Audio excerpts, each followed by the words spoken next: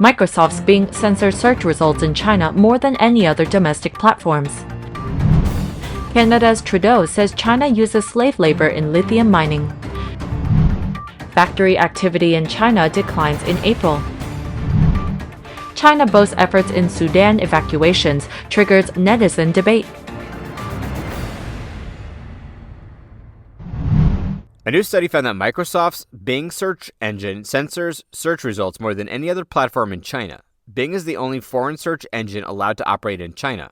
Researchers from the Citizen Lab at the University of Toronto analyzed search results from 8 China-accessible platforms, including Baidu, Baidu Zhidiao, Bilibili, Microsoft Bing, Douyin, Jingdong, Sogou, and Weibo. They found that over 60,000 unique censorship rules are used to partially or completely censor search results on these platforms. The study also found that Chinese tech firms like Baidu used more rules than Bing, but Bing's censorship rules were broader and affected more results. Bing, on average, restricted search results from more domains. The study said these findings call into question the ability of non-Chinese technology companies to better resist censorship demands than their Chinese counterparts. Microsoft spokesperson said, "We are reaching out to Chinese lab directly to get more information so that we conduct any further investigation needed." Researchers noted, given the strict regulatory environment which they face, users in China have limited choice in how they search for information. All these search engines apply extensive restrictions and have long censored content not in line with the Chinese Communist Party, including any political, ethical, or religious content, such as the persecution of Falun Gong, the 1989 Tiananmen Square massacre, or quit the Chinese Communist Party. These platforms, including Bing, have used algorithms to hard censor searches that are viewed as politically sensitive by giving no results or by restricting the results. The lab concluded that North American tech firms face a dilemma. They cannot address human rights issues in China while running their business there. The report wrote, "It suggests that whatever long-standing human rights issues pervade in China, they will not be magically addressed by North American technology companies pursuing businesses in the Chinese market." The study noted, in fact, rather than North American companies having a positive influence on the Chinese market may have been having a negative influence on these companies.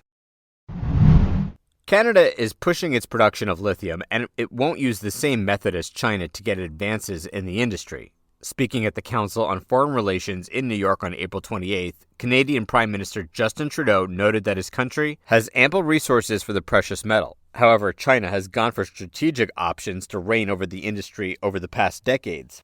According to Reuters, Canada enforced a tougher policy on critical mineral investment last year, mainly from China, as it attempted to ensure its domestic supply during the global pandemic that showed problems in its supply chain. Trudeau also reiterated that lesson during the talk in New York. He said, if the pandemic taught us anything, it's resilience, redundancy, and reliability in our supply chains. Canada is not alone in recognizing China's human rights abuses to advance in certain sectors. The U.S. has also accused it of using forced labor in mining, construction, solar panel, and cotton industries. Last May, the Department of Labor listed Chinese batteries and polysilicon from Xinjiang as products of forced labor in the report that criticized clean energy supply chains. Such worries prompted legislation to be enacted last year, which outlaws imports from the Xinjiang region, the center of slave labor accusations in the country. Official data from China's regime shows that China's manufacturing activity fell in April, putting more pressure on Beijing in search of China's economic recovery. Reuters cited China's National Bureau of Statistics reporting that China's Manufacturing Purchasing Managers Index, PMI, fell from 51.9 in March to 49.2 in April. The 50 level of PMI is the dividing line between prosperity and recession. That is, levels above 50 indicate an expansion of manufacturing activity, while below 50 indicate the opposite. The CCP's Politburo admitted on April 28th that China's economic recovery is still insufficient and that the endogenous momentum is not strong. The transformation and improvement of the economy are facing new obstacles. The latest PMI report from the Chinese authorities also showed that the new export orders index fell to 47.6 in April from 50.4 in March. Several exporters told Reuters at the Canton Fair, China's largest trade fair, that they had frozen investments, and others say that they have cut labor costs in response. The latest data also showed that the composite PMI, which includes manufacturing and non-manufacturing activity in China, fell to 54.4 in April from 57 in March.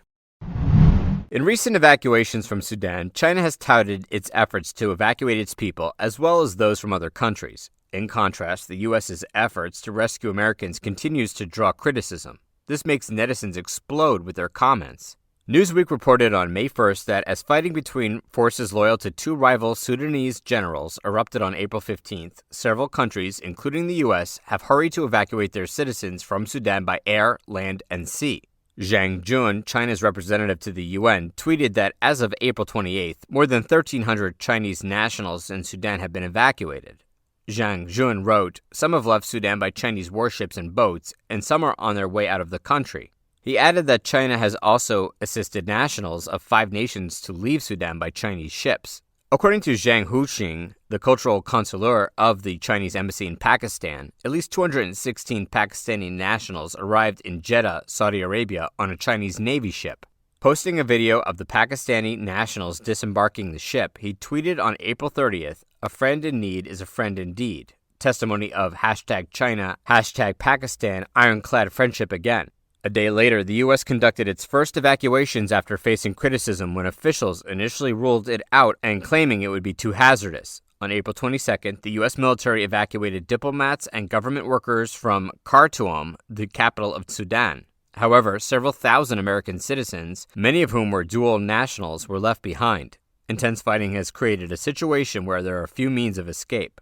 According to the Associated Press, in the first U.S.-led evacuation, a bus convoy carrying 200 to 300 Americans traveled the dangerous 500 miles from Khartoum to Port Sudan on April 29th while being watched by armed military drones. As State Department spokesman Matthew Miller reported, a second convoy dispatched by the government landed in Port Sudan on April 30th. Miller tweeted, "We are assisting U.S. citizens and others who are eligible with onward travel to Jeddah, where additional personnel are ready to assist with consular and emergency services." He added, "In a multinational effort, the USG, in concert with allies and partners, has facilitated the departure of nearly 1,000 U.S. citizens from Sudan since the start of the violence." The U.S. Embassy in Sudan on May 1st stated that it will inform Americans of any plans and recommendations those remaining in Sudan leave the nation on commercial vessels if possible. It then promised to stay dedicated to supporting American citizens remaining in Sudan. In comparing efforts between the nations, some posted on Twitter comments delivered by both the White House press secretary and the Chinese Foreign Ministry spokesperson, whom triggered a lot of discussion from others. A Twitter account @Tang Taizhong said, "To what extent do you trust information from the Chinese state media?" Another netizen named Rebel Axis explained, "It is not easy to evacuate 16,000 Americans during warfare. There are probably plans in place on how to get it done." A person with the nickname Jamaican Maroon commented, "But the U.S. were evacuated safely."